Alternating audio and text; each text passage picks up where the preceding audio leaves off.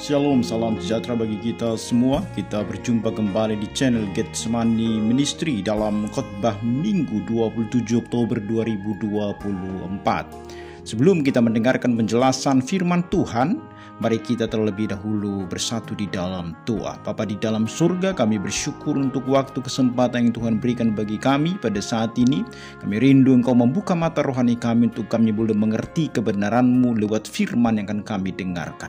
Kami siap Tuhan, dalam Kristus Yesus kami berdoa. Amin. Firman Tuhan bagi kita dalam khotbah Minggu 27 Oktober 2024 diambil dari kitab Ayub pasal 42 ayat 1 sampai dengan ayat yang ke-6. Demikian firman Tuhan bagi kita. Maka jawab Ayub kepada Tuhan, "Aku tahu bahwa Engkau sanggup melakukan segala sesuatu dan tidak ada rencanamu yang gagal. Firman-Mu, siapakah dia yang menyelubungi keputusan tanpa pengetahuan? Itulah sebabnya tanpa pengertian aku telah bercerita tentang hal-hal yang sangat ajaib bagiku dan yang tidak ku ketahui. Firman-Mu, dengarkanlah, maka akulah yang akan berfirman. Aku akan menanyai Engkau supaya Engkau memberitahu aku. Hanya dari kata orang saja aku mendengar tentang Engkau, tetapi sekarang mataku sendiri memandang Engkau. Oleh sebab itu, aku mencabut perkataanku, dan dengan menyesal aku duduk dalam debu dan abu." Demikian pembacaan firman Tuhan. Bapak Ibu Saudara, seringkali dalam hidup kita meyakini sesuatu hanya berdasarkan apa kata orang, tanpa kita tahu apakah yang kita yakini tersebut adalah benar atau tidak. Dan ketika kita mengetahui apa yang sebenarnya, pada akhirnya kita menyesal dengan pemahaman kita sebelumnya. Inilah yang sering sekali terjadi di dalam kehidupan manusia. Kadang kita marah kepada Tuhan, kenapa kita mengalami penderitaan? Bukankah kita sudah setia melayani Tuhan? Kalau Tuhan baik, mengapa saya harus mengalami penderitaan? Dan sebenarnya itulah yang dialami oleh Ayub. Pada akhir kitab Ayub kita menemukan bagaimana Ayub merespon Tuhan setelah percakapan yang begitu panjang, penuh perenungan dan pergumulan. Jadi setelah melewati penderitaan yang begitu berat dan bertanya-tanya mengenai bagaimana sih sebenarnya keadilan Tuhan, akhirnya Ayub berbicara kepada Tuhan. Di dalam Ayub pasal 42 ayat 1 sampai dengan 6 ini. Maka ini adalah satu pengakuan yang begitu penting karena mencerminkan perubahan hati Ayub setelah berhadapan langsung dengan kebesaran Allah. Dan yang menarik adalah posisi teks ini yang diletakkan sebelum pemulihan keadaan Ayub. Artinya Ayub belum dipulihkan, tetapi kita melihat bagaimana kemudian perubahan di dalam cara berpikir, di dalam pemaknaan Ayub terhadap Tuhan. Jadi ini menyiratkan bahwa pemulihan ini bukanlah jawaban atas pergumulan Ayub. Karena memang dia sudah menang sebelum dipulihkan. Pemulihan ini sebaiknya dipahami sebagai konsekuensi daripada kemenangan itu sendiri. Maka poin ini begitu penting untuk ditekankan. Karena apa? Karena ada banyak orang Kristen menganggap jawaban atas semua persoalan adalah perubahan keadaan. Misalnya sakit disembuhkan, kekurangan dicukupi, ketika berada dalam bahaya dilepaskan, dan sebagainya. Tetapi perhatikanlah dalam kisah Ayub ini, Ayub sudah menang bahkan sebelum ada perubahan keadaan. Solusi sejati seringkali bukanlah perubahan keadaan, melainkan bagaimana hidup kita atau diri kita itu sendiri berubah. Pengenalan kita terhadap Allah kemudian diperdalam. Jadi persandaran kita kepada Tuhan itu semakin diteguhkan dan dikokohkan. Karakter kita menjadi semakin serupa dengan Allah. Inilah yang sebenarnya kita lihat dalam diri Ayub. Dan itulah yang mau kita pelajari lewat teks khotbah pada saat ini. Bapak Ibu Saudara, yang pertama yang bisa kita lihat dari teks ini adalah pengakuan akan kemahakuasaan dan kedaulatan Allah. Di pasal 42 ayat 1 sampai dengan ayatnya yang kedua. Ayub memulai pengakuannya dengan sebuah pengakuan besar. Dia mengatakan, "Aku tahu bahwa Engkau sanggup melakukan segala sesuatu dan tidak ada rencanamu yang gagal." Ini adalah pengakuan bahwa Allah tidak hanya maha kuasa tetapi juga berdaulat atas segala sesuatu. Maka selama proses penderitaan Ayub, dia mungkin mulai meragukan keadilan dan kebijaksanaan Allah. Tetapi setelah Allah berbicara, Ayub kita lihat menyadari bahwa sebenarnya selama ini dia sudah salah di dalam konsep berpikirnya atau pandangannya terhadap Tuhan. Maka pengakuan Ayub di sini diungkapkan, tadi saya sudah mengatakan bahwa sebelum keadaannya dipulihkan. Ini berarti bahwa yang dia maksudkan dengan rencana Allah tidak mencakup pemulihan keadaannya. Ini adalah pengakuan yang muncul sebagai respon terhadap perkataan Tuhan di pasal 38 sampai pasal 41, di mana Allah menunjukkan kedaulatan yang mutlak atas segala sesuatu. Alam semesta dipenuhi dengan begitu banyak petunjuk tentang kekuasaannya. Dia memutuskan, melakukan, dan mengatur segala sesuatu. Maka kita lihat Ayub mengakui bahwa di balik segala sesuatu, termasuk bagaimana dia mengalami kesengsaraan, semua itu ada di dalam rencana Tuhan.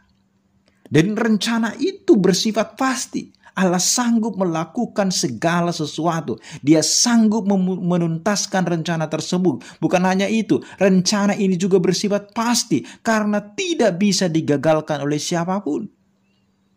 Jadi kalau kita perhatikan, kata yang dipakai itu kata yadati dalam bahasa Ibrani yang diterjemahkan sebagai aku tahu, menunjukkan bukan hanya pengetahuan intelektual tetapi pengetahuan yang berdasarkan pengalaman. Ini menggambarkan perubahan dalam diri Ayub dari pengetahuan teoritis tentang Allah, tentang apa kata orang, menuju pengakuan yang mendalam setelah mengalami Allah secara langsung.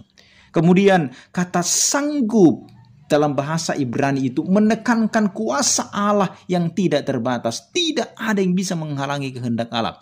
Ayub akhirnya benar-benar sadar bahwa rencana Tuhan itu sangat sempurna.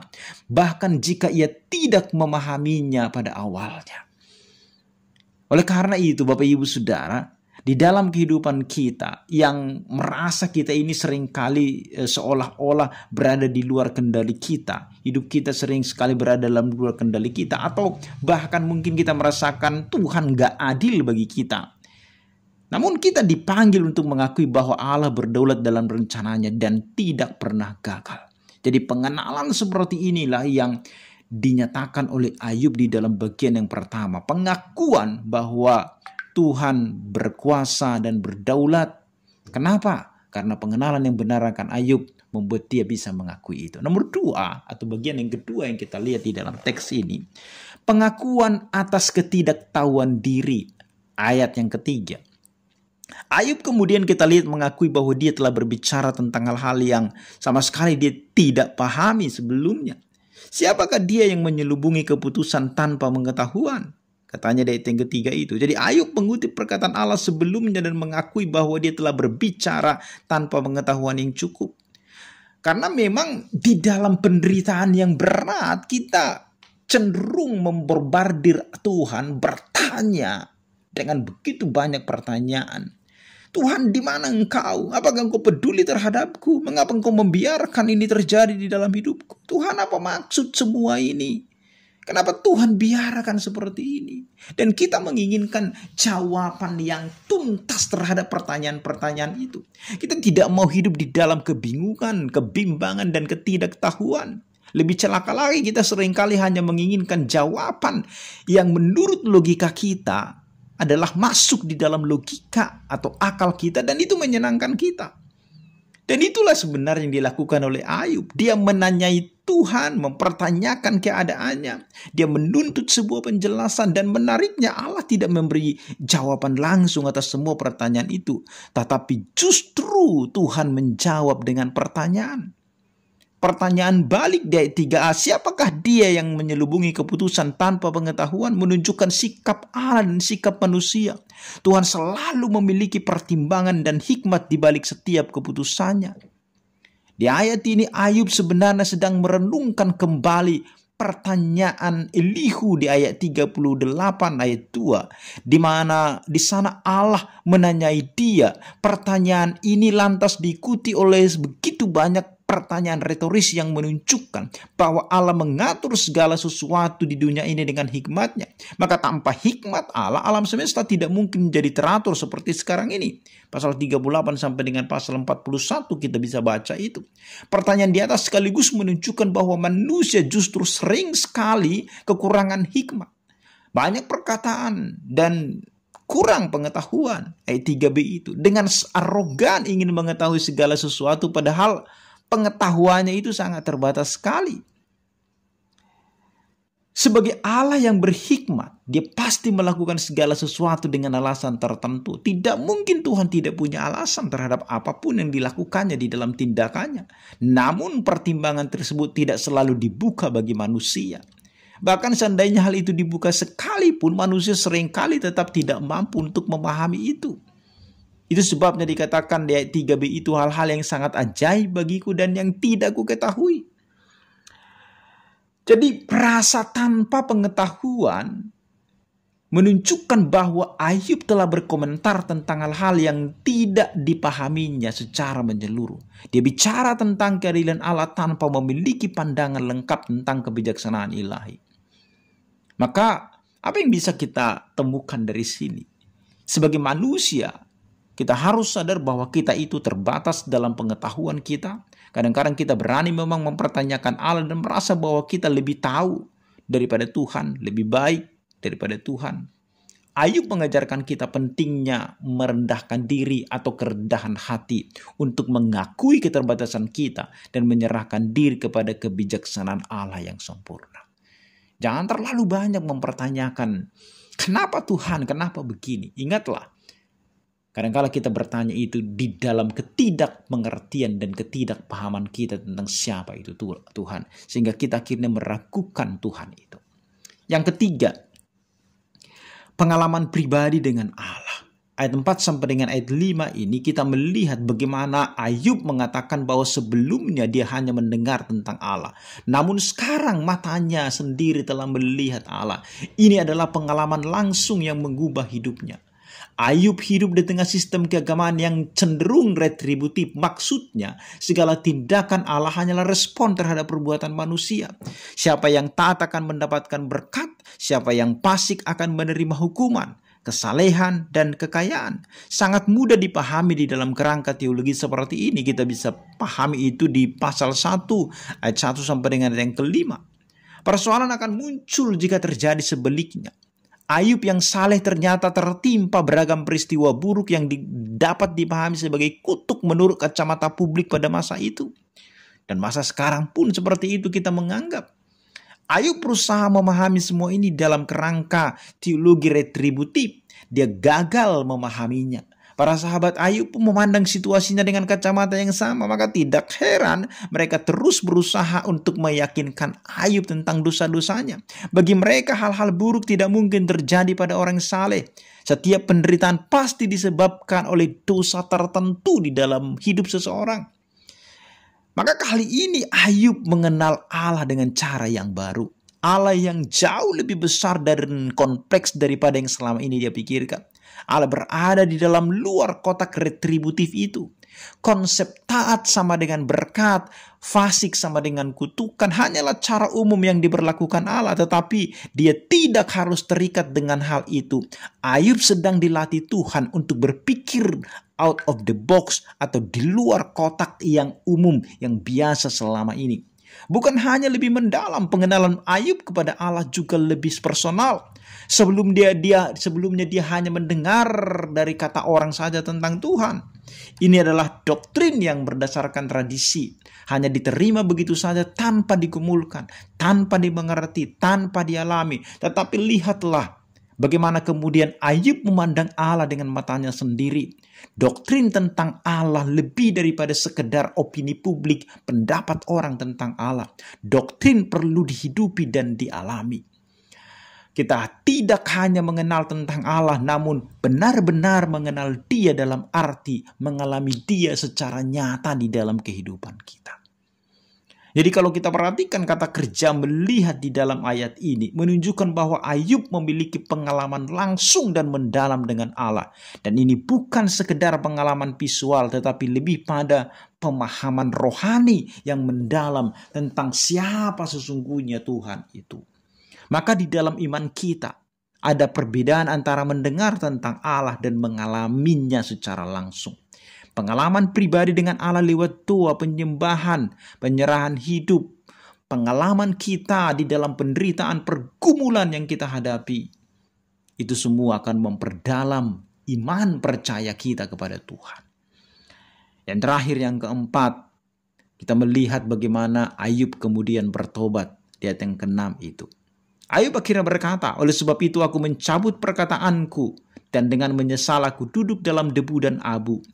Inilah tindakan pertobatan yang tulus. Ayub bukan hanya menyesali perkataannya, tetapi dia juga menyadari kebutuhannya untuk bertobat di hadapan kebesaran dan kekudusan Allah. Pertobatannya lebih ke arah sikap hati.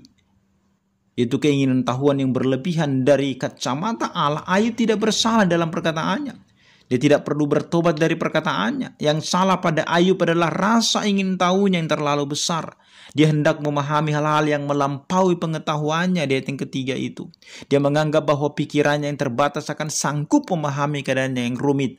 Apabila Allah memberikan penjelasan, ini adalah kesombongan. Karena itu Ayub perlu bertobat dan merendahkan diri di atas abu. Maka Bapak Ibu Saudara, pertobatan adalah langkah penting dalam hubungan kita dengan Allah. Sama seperti Ayub, kita perlu juga menyadari bahwa seringkali kita salah paham, salah menilai tentang Allah dan tentang situasi kita. Pertobatan sejati dimulai dengan pengakuan akan kesalahan kita dan berbalik kepada Allah dengan hati yang rendah. Maka sebagai penutup lewat pengalaman Ayub ini, harusnya kita belajar tentang pengakuan yang tulus di hadapan Allah yang berdaulat. Kita dipanggil untuk mengakui kebesaran Allah, mengakui keterbatasan kita, dan akhirnya kita mengalami Tuhan itu secara pribadi. Dan kemudian kita bertobat dengan hati yang tulus. Pertobatan Ayub bukan sekedar perubahan pikiran, tetapi perubahan hati yang mendalam karena pengenalannya akan Allah yang sejati. Oleh karena itu, marilah kita juga memiliki sikap hati yang serupa, mengakui kebesaran Allah. Mari kita tunduk pada rencananya dan bertobat ketika kita menyadari ketidaktahuan dan kesalahan kita di hadapannya. Dan tidak ada yang mustahil bagi Dia. Dia sanggup melakukan lebih daripada apa yang kita pikirkan dan doakan. Sekalipun saat ini mungkin kita mengalami penderitaan dan kita tidak mengerti, ingatlah bahwa Allah turut bekerja untuk mendatangkan kebaikan bagi kita. Dan tidak ada rencana Allah yang jahat. Rencana Dia adalah rancangan damai sejahtera yang mendatangkan sukacita dan berkat bagi kita. Amin, mari kita berdoa. Terima kasih Tuhan untuk firman-Mu yang meneguhkan, menguatkan kami. Kami mau mengenal Tuhan lebih lagi dari pengalaman kami bersama dengan Tuhan. Terpuji Engkau Tuhan, dalam Kristus Yesus kami berdoa. Amin.